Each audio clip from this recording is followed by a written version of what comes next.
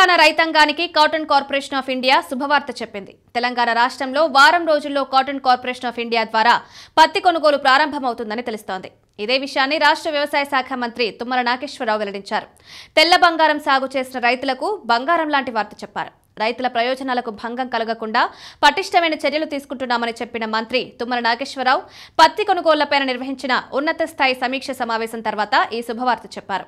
తుమ్మల నాగేశ్వరరావు నిర్వహించిన సమీక్ష సమావేశంలో జిన్నింగ్ మిల్లుల యజమానులు సీసీఐ టెండర్లలో పాల్గొనకపోవడం వల్ల తలెత్తిన సమస్యల పరిష్కారంపై ప్రధానంగా చర్చ జరిపారు. ఏదేమైనా వచ్చే వారం రోజుల్లో రైతుల వద్ద నుండి పత్తి కొనుగోళ్లను ప్రారంభించాలని అధికారులను ఆదేశించారు.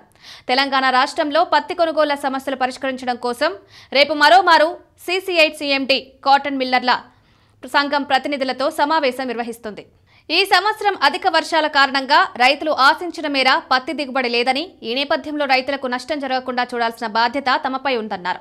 జిన్నింగ్ మిల్లుల సమస్యలను కేంద్రం దృష్టికి తీసుకువెళ్తానన్న మంత్రి రైతుల ప్రయోజనాలకు భంగం కలిగించే వారిపై కఠిన చర్యలు తీసుకుంటామన్నారు.